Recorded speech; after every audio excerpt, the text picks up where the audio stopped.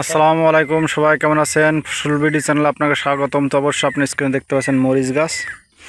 সবচেয়ে একটা ভয়ঙ্কর তথ্য নিয়ে আপনাদের সামনে হাজির হলাম। তবে কৃষক ভাইদের যারা মরিচ চাষ করছেন সে ভাইদের জন্য আজকে ভয়ঙ্কর একটা দুঃসংবাদ হতে পারে।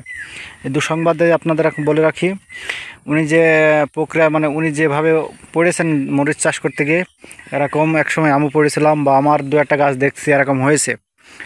সেক্ষেত্রে আমাকে একটা ডাক দেওয়া, তো আমি আসলাম, এসে পরিদর্শন করে দেখলাম যে গাছের কী অবস্থা। সেজন্য আমি দেখলাম আমার কিছু অডিয়েন্স আছে, ওদের কিছু দেখাই। তো এরকম যদি আপনাদের গাছগুলো সমস্যা হয়ে থাকে তো অবশ্যই আপনারা আগে থেকে ট্রিটমেন্ট নেওয়ার চেষ্টা করবেন।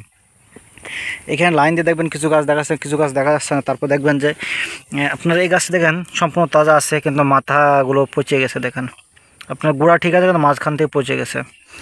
এখন এটা কী কারণে হয়েছে, এখন এটা সবচেয়ে বলতে গেলে আপনার একটা বাংলাদেশ প্ল্যান্টিংস অফ সফট অ্যাপস পাওয়া যায়, ওইটা আপনারা ট্রিটমেন্ট আপনারা ওইটার মাধ্যমে দেখতে পারেন।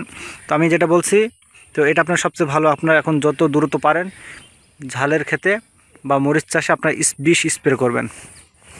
এখন হয়তো অনেকে বলবে যে আপনি যখন রিটেলের দোকানে যাবেন বা বিষের দোকানে যাবেন, তখন আপনার দেখা যাচ্ছে অনেক ধরনের বিষের সাজেস্ট করবে। কেউ তরল বিষ বলবে, কেউ পাউডার বলবে, এরকম। যাই হোক, আমি যেটা বলি সবচেয়ে ভালো হবে, আমি যেহেতু ঝাল আমার আছে, যেহেতু আমি প্রয়োগ করি, ওই বিষটা আমি কলাতেও ব্যবহার করি, পেঁপেতেও ব্যবহার করি। সবচেয়ে ভালো কাজ করে সেটা হচ্ছে রিডোমিল গোল্ড। ওটা ভালো কাজ করে, কারণ আমার ক্ষেত্রে ভালো কাজ করে, আমার চোখে দেখা। এখন অন্যান্য কোম্পানির বিষগুলো কেমন কাজ করে না করে সেটা আমি বলতে পারবো না, কারণ আমি সে বিষগুলো ব্যবহার করিনি। তো অবশ্যই আমি যেহেতু মরিচে বেশিরভাগ রিডোমিল গোল্ডটা ব্যবহার করি বেশি। দেখেন এই কলের গাছগুলো খুব ভালো আছে, কিন্তু এই সাইড দিয়ে গাছগুলো সমস্যা, কারণ এই জমিতে একটু নোনা আছে।